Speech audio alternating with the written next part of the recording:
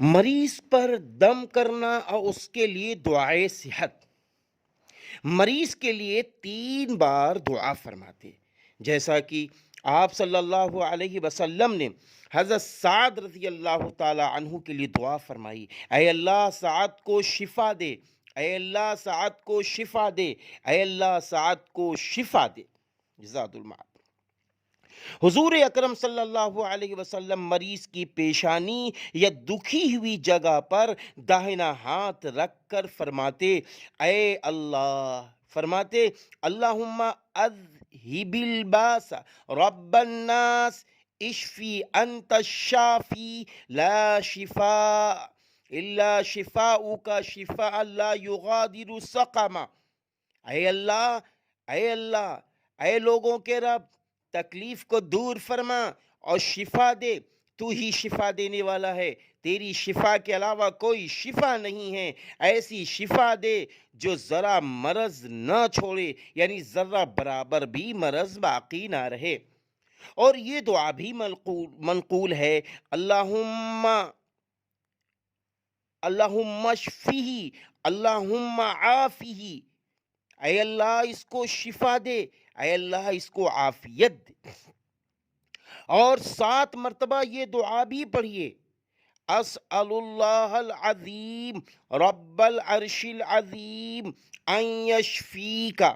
میں سوال کرتا ہوں اللہ تعالیٰ سے جو بڑا اور عرش عظیم کا رب ہے کہ تجھے شفا بخشے. جس شخص نے کسی ایسے مریض کی عیادت کی جس کی موت کا وقت نہ آیا ہو اور یہ دعا پڑھے تو اللہ تعالیٰ اس مریض کو اس مرض سے ضرور شفا دے گا. ابو داؤد شریف کی یہ روایت ہے، ترمذی شریف میں بھی یہ روایت.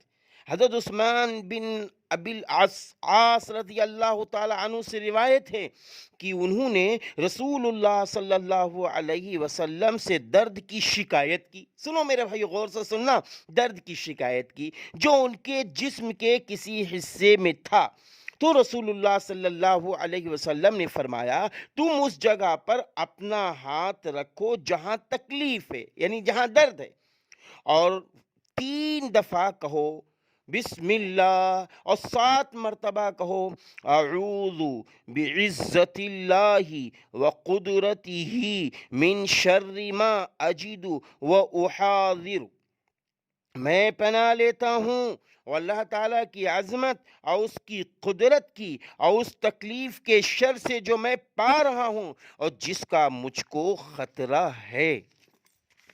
کہتے ہیں کہ میں نے ایسا ہی کیا، میں نے ایسا ہی کیا تو اللہ تعالیٰ نے میری وہ تکلیف دور فرما دی. ماشاءاللہ، صحیح مسلم کی روایت ہے، معارف الحدیث میں بھی روایت ہے.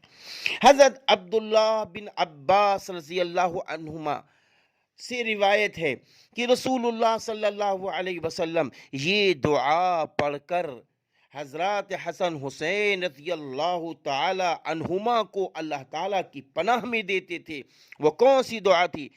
اعیذ بکلمات اللہ التامۃ من شر کل شیطان وہامۃ ومن کل عین لامہ. میں تمہیں پناہ دیتا ہوں اللہ کے کلمات تامہ کی ہر شیطان کے شر سے اور ہر زہریلے جانور سے اور اثر ڈالنے والی آنکھ سے. اور فرماتے تھے کہ تمہارے جد امجد حضرت ابراہیم علیہ السلام اپنے دونوں صاحبزادوں حضرت اسماعیل علیہ السلام، حضرت اسحاق علیہ السلام پر ان کلمات سے دم کرتے تھے. معارف الحدیث رواہ البخاری. اور جس کے زخم یا پھوڑا یا کوئی تکلیف ہوتی تو آپ صلی اللہ علیہ وسلم اس پر دم کرتے، چنانچہ شہادت کی انگلی زمین پر رکھ دیتے اور پھر یہ دعا پڑھتے اور اس جگہ انگلی پھیرتے. کون سی دعا؟ بسم اللہ تربت ارزنا بریقتی بازنا یشفی سقیمنا باذن ربنا. میں اللہ کے نام سے برکت حاصل کرتا ہوں اور یہ ہماری زمین کی مٹی ہے جو ہم میں سے کسی کے تھوک میں ملی ہوئی ہے، تاکہ ہمارے بیمار تاکہ ہمارے بیمار کو ہمارے رب کے حکم سے شفا دے۔ حضرت عائشہ صدیقہ رضی اللہ تعالی عنہما سے روایت ہے کہ رسول اللہ صلی اللہ علیہ وسلم جب خود بیمار ہوتے تو معوذات یعنی قل اعوذ برب الفلق کی سورہ، قل اعوذ برب الناس کی سورہ پڑھ کر اپنے اوپر دم فرمایا کرتے تھے اور خود اپنا دست مبارک اپنے جسم پر پھیرتے۔